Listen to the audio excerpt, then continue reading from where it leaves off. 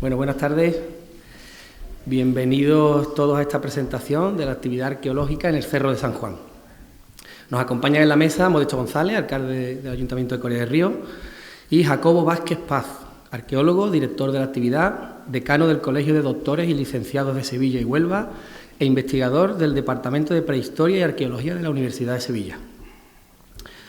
Bienvenido, inspector jefe de la Comisaría de la Policía Nacional de Coria del Río, Guillermo Escudier, coordinador de la Policía Nacional, Javier Olvera, comandante de puesto de la Guardia Civil, Antonio Rodríguez Gómez, cabo primero de Seprona, Mariano Díaz Romero, miembros de ACODEPAIS, Asociación Coreana para la Defensa del Patrimonio Histórico y Bienes Culturales, miembros de la Corporación Local, hermano mayor y Junta de Gobierno de la Hermandad de Veracruz, a quien especialmente me gustaría dar unas palabras de agradecimiento por el cariño con el que han puesto todos los recursos a nuestra disposición para que esta actividad hoy se realice aquí en las mejores condiciones. Hemos elegido hacer la presentación aquí, en este enclave único, porque nos encontramos en pleno corazón del Cerro de San Juan, en la Ermita del Cerro o Ermita de la Veracruz. Este es un edificio del siglo XV, de estilo gótico mudéjar, uno de los bienes de interés cultural que tenemos el privilegio de disfrutar aquí en nuestro pueblo, en Coria del Río, y del cual nos sentimos tremendamente orgullosos porque ha sido testigo de una importante y una gran parte de nuestra historia. Es sede de la Hermandad de Veracruz, cuya imagen principal, el Cristo de la Veracruz, ahora en 2025 cumple 525 años, celebra su 525 aniversario y presume de ser la imagen más antigua que procesiona en la ciudad de Sevilla, la provincia de Sevilla. Como decía, estamos en pleno corazón del Cerro de San Juan, donde hay indicios de presencia de ocupación durante el Neolítico, aunque lo que sí es posible señalar es que las facies o rocas sedimentarias y metamórficas más antiguas de poblamiento humano permanente podemos datarlas en el Calcolítico final. A partir del siglo IX a.C. hacen presencia elementos arqueológicos de procedencia oriental. En el siglo VIII a.C. se instala en el Cabezo de San Juan una comunidad fenicia junto a la población local. Durante la época republicana romana, la estructura urbana de Caura discurría en la parte alta del cerro y ya en el siglo I la ciudad crece y se expande por el sector meridional, alcanzando el sector bajo y lo que actualmente es el casco urbano. En el siglo XVII, el gran humanista de la época, Rodrigo Caro, escribió: «Donde hay hartas señales de lugar antiguo», toda una declaración de intenciones que nos hace suponer que el utrerano tenía información privilegiada e histórica de nuestro pueblo, o al menos tenía conocimiento de la existencia de restos de épocas antiguas. Las diferentes intervenciones arqueológicas que se han desarrollado en las últimas décadas confirman la afirmación del humanista, siendo una de las más importantes el hallazgo del santuario fenicio que en la década de los 90 realizó el profesor José Luis Escacena Carrasco, catedrático de Prehistoria y Protohistoria de la Universidad de Sevilla. Y es él quien plantea el posible uso como necrópolis de las laderas sur y oeste del cerro. De la primera de esas laderas procede el altar funerario que dignamente se conserva en esta ermita y que por su talla y calidad refleja la importancia de la presencia romana en nuestra localidad. De la segunda ladera se hallaron diversas sepulturas tardías, cercanas a la unión de la bajada occidental de este cerro con la calle Cervantes. Precisamente este es el sector donde se van a realizar las actividades y las excavaciones. Este grupo de tumbas, junto a los hallados en el antiguo solar del almacén de la aceituna, forman en su conjunto la principal necrópolis hallada hasta el momento. Estas acciones arqueológicas se justifican en la medida en la que se alcanzan dos objetivos: la conservación del patrimonio y la puesta a disposición de la sociedad de una herencia que le es propia y a nosotros nos compete tutelar. Es por ello que esta Delegación de Cultura y este Ayuntamiento estamos profundamente comprometidos con este tipo de actividades arqueológicas que nos permiten obtener, en este caso, una secuencia de la ocupación en el cerro desde el Neolítico hasta la actualidad. Sin más, le voy a pasar la palabra a Jacobo Vázquez Paz como director de las actividades.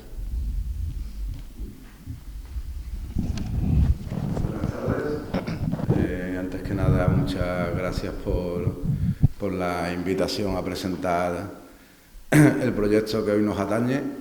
Dar las gracias al excelentísimo Ayuntamiento de Coria del Río y a sus representantes por por esta apuesta por la investigación. Y la verdad que es un auténtico placer estar en este edificio, pero sobre todo es una auténtica maravilla poder ir a desarrollar una actividad arqueológica de investigación en un hito topográfico como es el Cerro de San Juan, ¿no?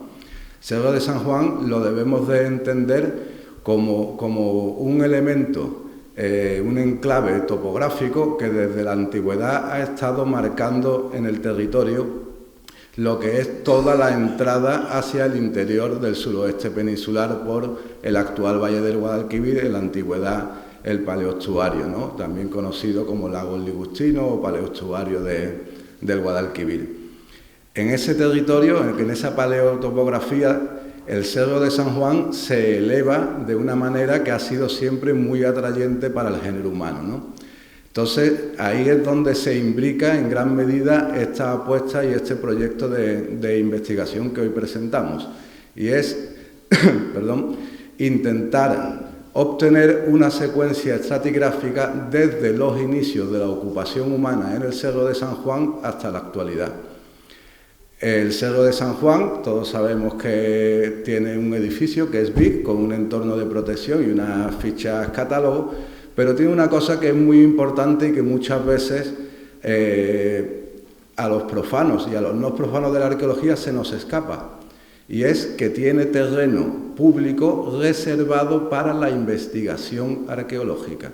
Es decir, eso es muy raro encontrarlo en el territorio nacional. Es muy complicado encontrar solares que se han destinado públicamente a la investigación arqueológica. Entonces, en este caso, la oportunidad de poder desarrollar desde la Universidad de Sevilla, en colaboración con la Asociación Coreana, por ejemplo, para la defensa del patrimonio, con el apoyo que es fundamental del Ayuntamiento, nos ha permitido acercarnos a este solar y verificar que es un punto bastante interesante para conseguir esos objetivos, ¿no? Esa secuencia estratigráfica desde los inicios.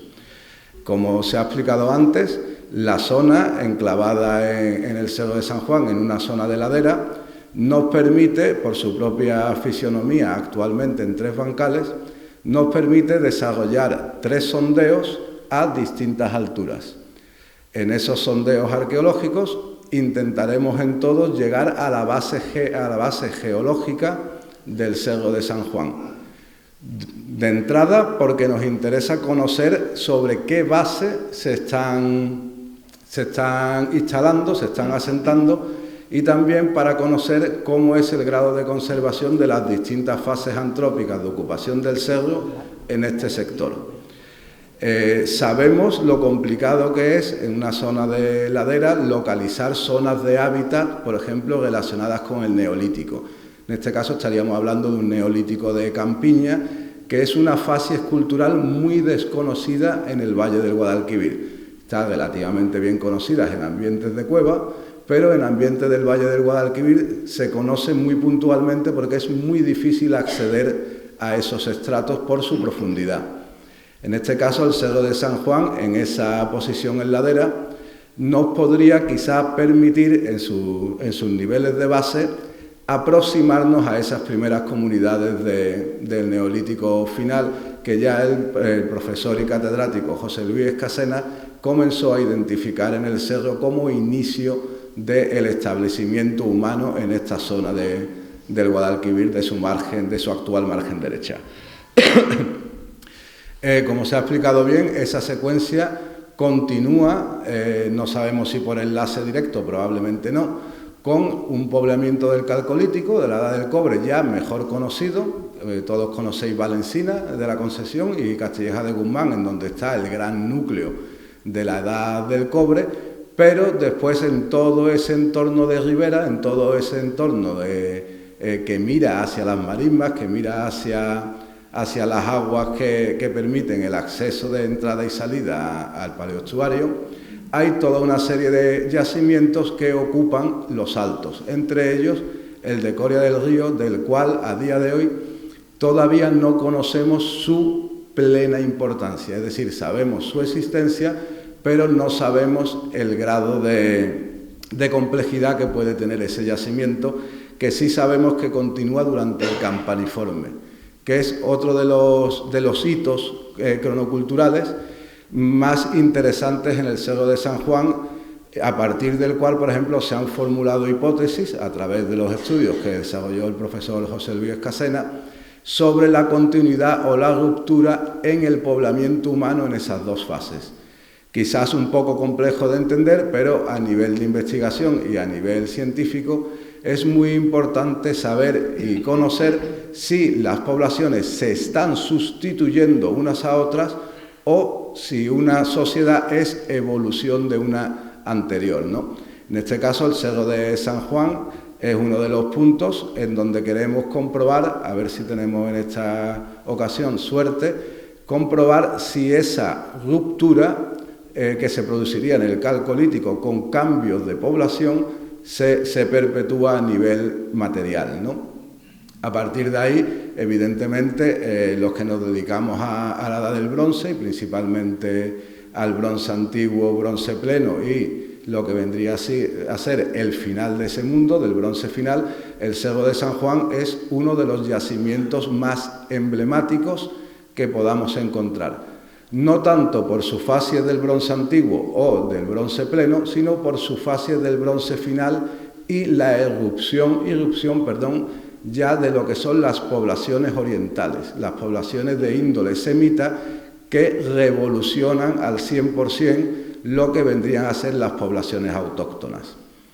Unas poblaciones autóctonas con un sistema de poblamiento que también tenemos intención de intentar documentar en estos 3 sondeos, con la posibilidad apuntada en documentación antigua de la existencia de poblamiento de carácter indígena, entendiendo este carácter indígena como estructuras de tipo indígena, frente a lo que serían las grandes estructuras y el inicio del urbanismo en la zona cercana ya en donde se localizaría el santuario, ¿no?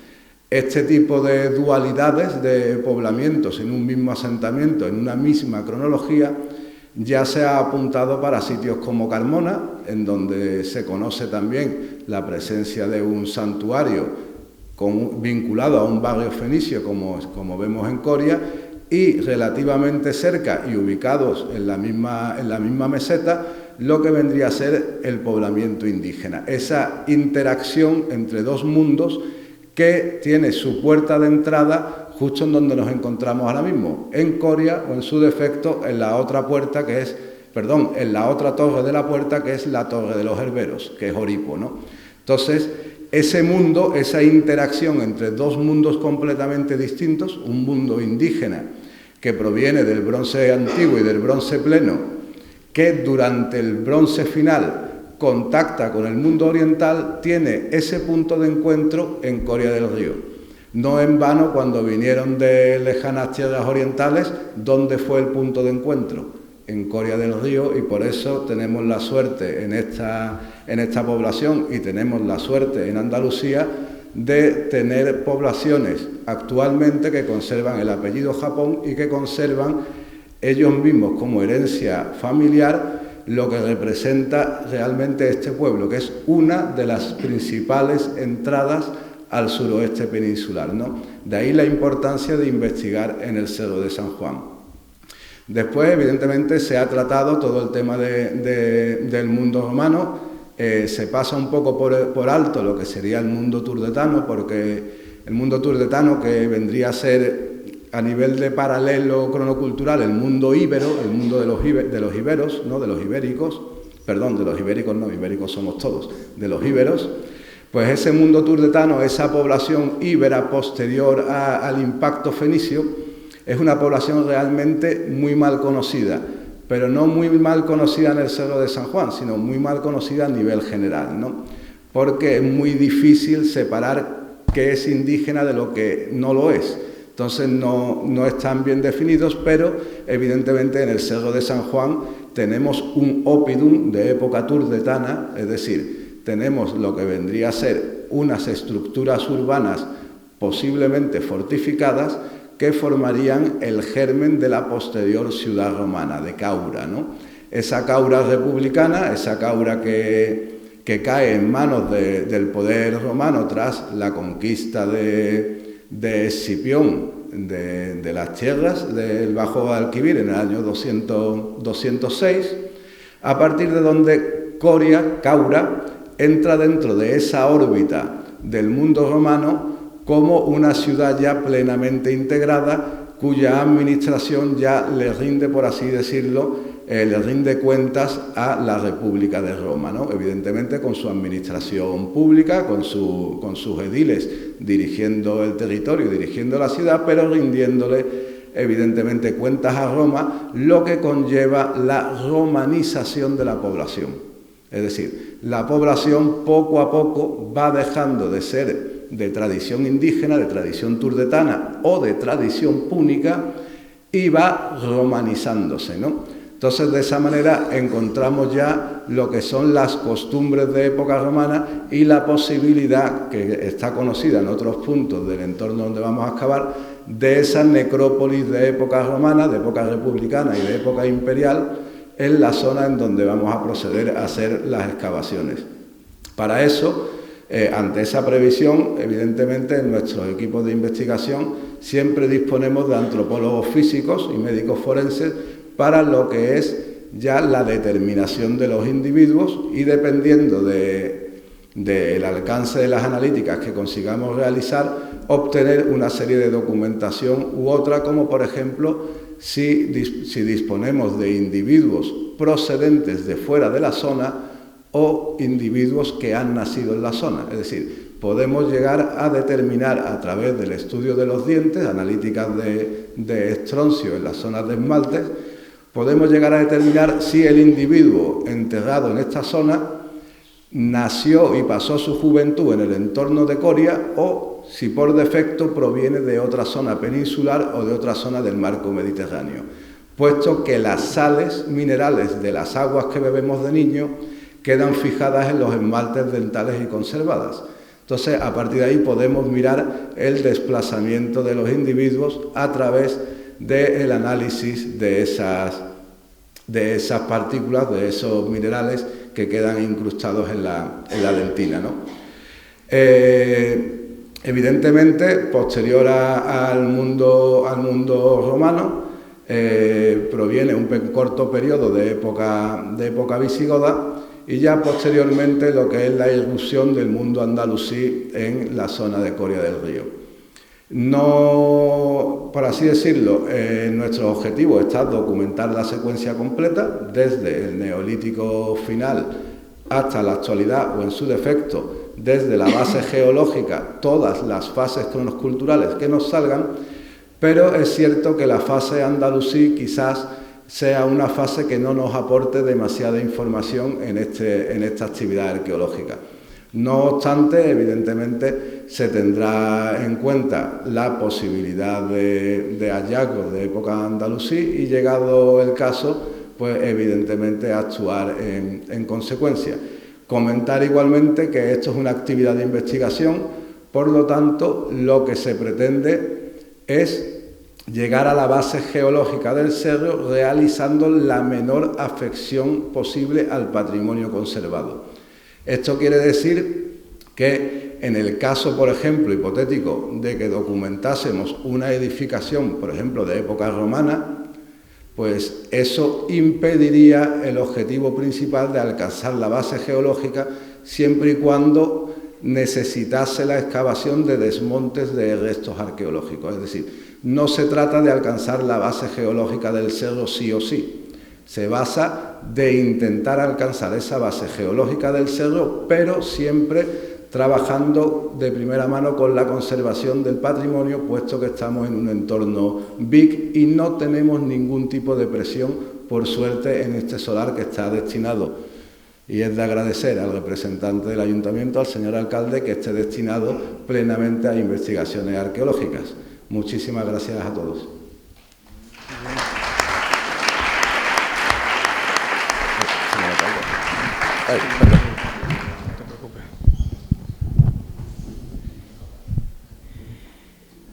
Yo no sé si esto está en el protocolo hoy puesto, Vitoriano, pero yo estoy seguro que hay gente que debe tener alguna pregunta que hacer. A mí, desde luego, me surgen muchas.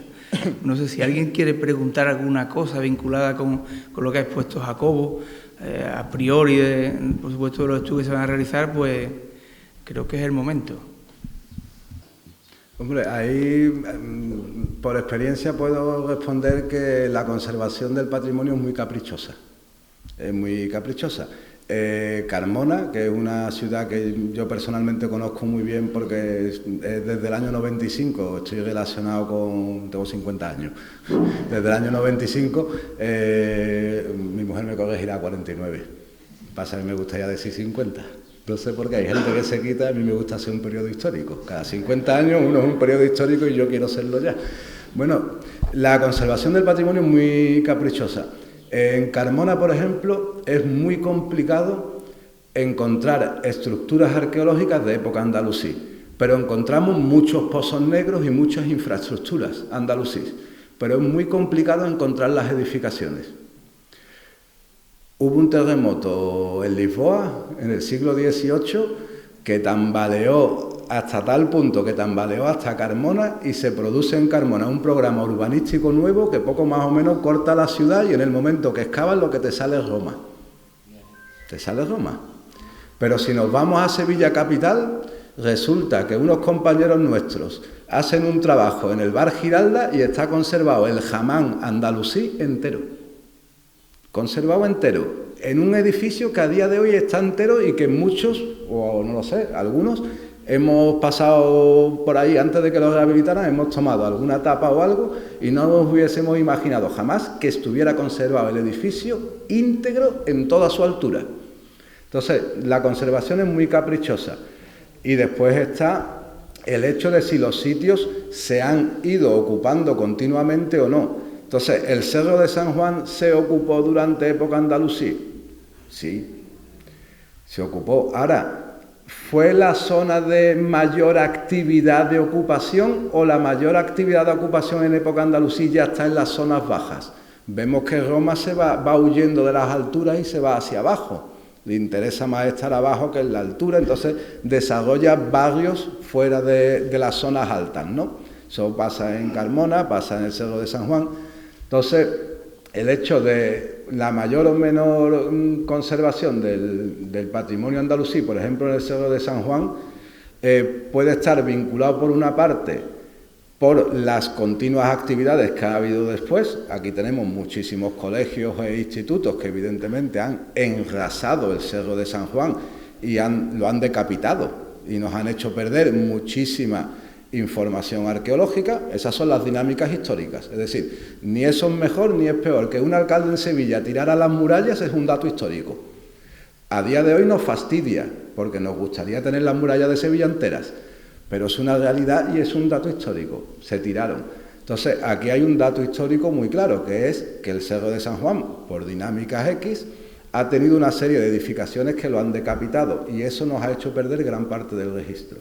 Entonces, por eso no prevemos la documentación de grandes estructuras de época andalusí en estas excavaciones, lo que no quita que no encontremos infraestructuras, por ejemplo, pozos negros, que sí nos permiten ya acercarnos a ese mundo.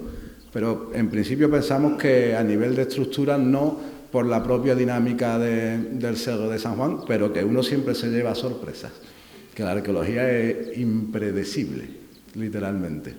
No, las predicciones se cumplen a veces. No es una crítica ni mucho menos, porque además me agrada ese tipo de debate porque es interesante.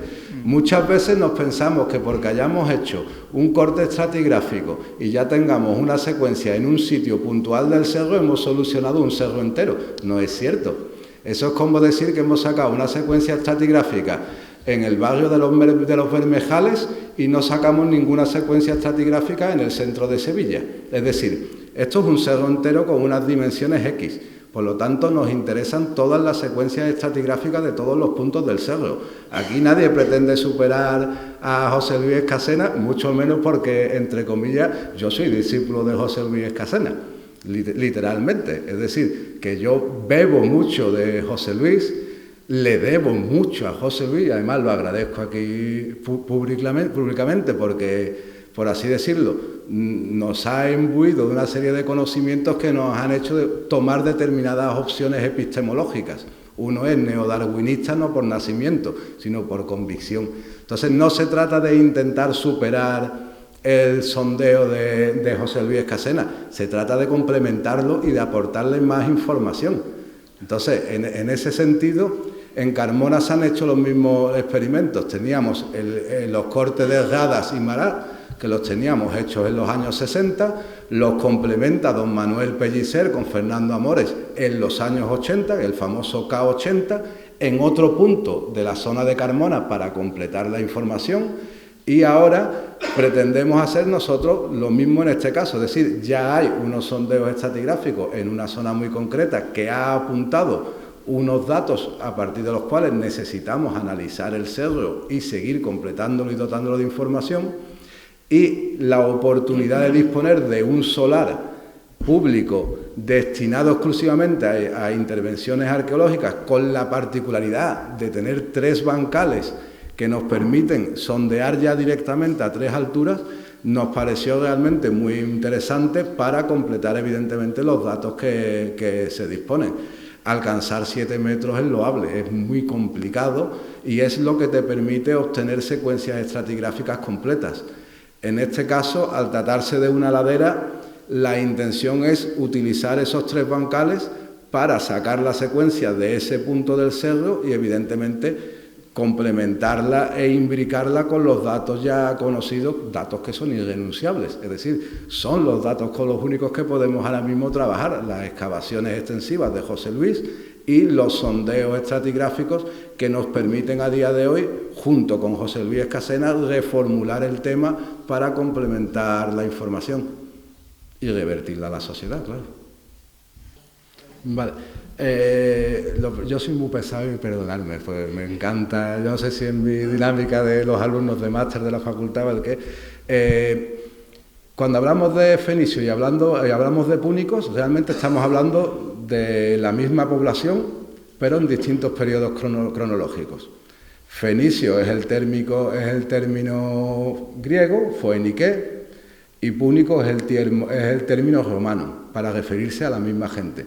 Cuando hablamos de tartesios y hablamos de turdetanos, en verdad nos estamos refiriendo también a la misma gente.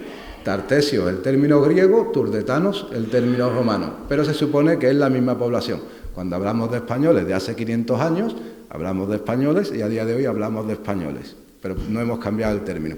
Entonces, cuando Roma vence al mundo púnico, que ya es como se le conoce historiográficamente, cuando Roma vence al mundo púnico en el 206 en la península ibérica, después lo derrota ya directamente en Cartago en el 202,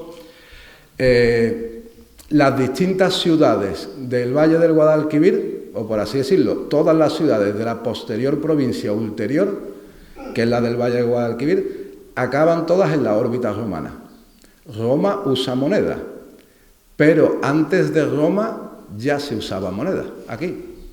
Ya se usaba. Cástulo, por ejemplo, no sé si conocéis a Emilce, ya me pongo a hablar por los cerros de Uva. Emilce es la mujer de Aníbal Barca. Aníbal se casó con una jiennense. Su mujer era de Cástulo, de la ciudad íbera de Cástulo en Jaén. Cástulo acuña monedas en el siglo III a.C., cuando Roma todavía no ha entrado en batalla con los púnicos, con los cartagineses. Es decir, que la moneda sí se usa. Cádiz acuña monedas, es un gran emporio comercial único y llena el Mediterráneo de sus monedas. Es decir, que la moneda sí se usa. El tema está en que cuando sitios como Caura entran dentro de la órbita romana, acaban romanizándose. ¿Por qué? Pues porque el poder, y el poder es el Estado romano, se mueve con monedas y obliga a pagar una serie de impuestos a las ciudades. Entonces, esas ciudades están obligadas a monetizarse, sí o sí. Ya no es una moneda para el intercambio comercial. Tú antes hablabas de trueque. El trueque es una cosa como mucho más antigua, por así decirlo. En este siglo III o siglo II antes de Cristo eso funciona principalmente con monedas, y si haces algún trueque es metal precioso por mercancía, por así decirlo. No es una moneda, pero es metal precioso. Entonces se ven obligadas a monetizarse, y dentro de esa órbita de monetización, por ejemplo, Caura genera su propia moneda. Y es una moneda que está, entre comillas, entenderme, generada porque Roma obliga a esa monetización, y entonces el edilato, ¿no?, los ediles de la antigua Caura piden el poder tener una seca propia, y Roma les permite tener moneda para esa relación de intercambios locales, porque la moneda de plata es la que quiere Roma y la moneda de bronce es la que te deja a ti acuñar. Entonces la plata va para Roma y el bronce para los intercambios comerciales dentro de la zona. No sé si contesto a tu pregunta, pero es un tema básicamente de romanización. Nosotros nos estamos americanizando y por eso llevamos pantalones vaqueros, bebemos Coca-Cola y no nos damos cuenta, pero nos estamos americanizando. Probablemente muchos turdetanos no se daban cuenta de que se estaban romanizando, pero empezaban a cambiar. A mí me encanta hablar a mis alumnos de vestir la mesa. Nosotros vestimos la mesa. Roma viste la mesa. Los turdetanos también. ¿En qué momento el turdetano deja de vestir su mesa como un turdetano y la viste como un romano? Pues esos cambios muchas veces la gente no se da cuenta y se está romanizando sin darse cuenta. Eso se llama aculturación. Nos aculturamos por contacto con otras culturas y eso no es ni bueno ni malo. Eso es la evolución sociocultural. Gracias a eso las culturas cambian, se modifican y Dios quiera que vayan a mejor. Perdonadme que soy muy intenso con lo del tema de las respuestas. Sí. Aquí Jacobo creo que tienes un alumno en potencia, sin duda. Sí. ¿Qué edad tienes, si es posible saber tu edad? 13 años. Sí. Bueno, pues fíjate, alumno en potencia en breve además. Bueno, Jacobo, gracias y perdona este atraco, ¿vale? Que se excede del estudio que pretendemos desarrollar en Coria, pero bueno, es verdad que lo contextualiza en cierto modo. Y terminar este evento, pues evidentemente dando las gracias, y especialmente darle las gracias por la Universidad de Sevilla, al equipo que capitanea Jacobo, a Codepay, a la Asociación del Patrimonio, Defensa del Patrimonio de Coria, donde está José Luis Escacena, además forma parte de su directiva y está también pues acompañando este estudio, y por supuesto pues a la Delegación de Cultura, que es quien va a sostener también, gracias a un convenio, pues el mismo, ¿no? Y esperemos pues que ese estudio dé pie pues a esa futura excavación que se pueda desarrollar en el cerro, y que por supuesto venga proseguida de otras muchas, porque este cerro es muy grande. Jacobo ya ha hecho referencia a los 2 centros educativos que tenemos aquí, a sus consecuencias por el enrazamiento del cerro, pero debajo de estos 2 centros educativos pues evidentemente sigue quedando seguro pues muchos vestigios que habrá que estudiar en algún día, ¿no? Esperemos que ese instituto que empieza a terminar de proyectarse pues se haga pronto, y que en la zona del Instituto Caura pues podamos también desarrollar trabajo en breve espacio de tiempo. Porque es cierto, y Jacobo también lo ha mencionado, que nuestra relación con Japón, con las culturas orientales, pues han estado muy presentes en los últimos años, pero sin duda esa relación es una anécdota en los miles de años de historia que tiene nuestro pueblo. Así que todo lo demás tiene que seguir cobrando importancia, y este espacio, este entorno BIC, sin duda está dentro de esas políticas que son necesarias desarrollar, en este caso por la administración local, y que tendrán que ser, por supuesto, acompañadas por la administración autonómica. Termino dándole las gracias a la Hermandad de la Veracruz, no solamente por cedernos este espacio, que a mí particularmente me produce una sensación diferente a otros espacios, porque este es un espacio que tiene, bueno, pues unas cosas muy especiales, ¿no? No sé si usted siente lo mismo, pero aquí se sienten unas cosas diferentes, especiales, y además eso está dándole la espalda al Cristo de la Veracruz y a la Concha, pues también como que impone, ¿no? Parece como una falta de respeto a una imagen con 525 años. Así que gracias por cedernos este espacio, pero también gracias por cuidarlo, por hacerlo pues que siga conservando prácticamente su fisonomía de hace tantos siglos en la actualidad, y que podamos seguir disfrutándolo no solamente los coreanos, sino tanta gente como nos visita a lo largo de los años, ¿no? Y permitidme un último agradecimiento, ¿no? Por supuesto, a los fuerzas y cuerpos de seguridad del Estado que están aquí con nosotros, tanto a la Policía Nacional como la Policía, como la Guardia Civil, y especialmente el Seprona. Está aquí con nosotros el cabo Mariano, que ha hecho posible en los últimos meses pues la recuperación de 2 espadas tartésicas que habían salido del Guadalquivir, del cauce del Guadalquivir, y que ya por fin pues están en el Instituto de Patrimonio Histórico, ¿no? Que es donde tienen que estar para su estudio.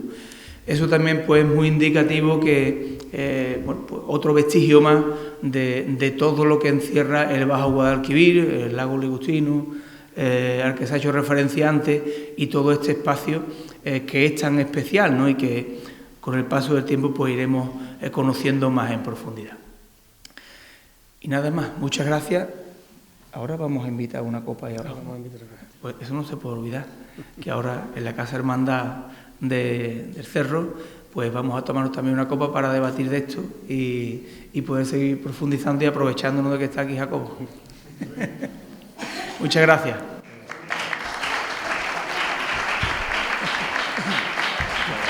A ti.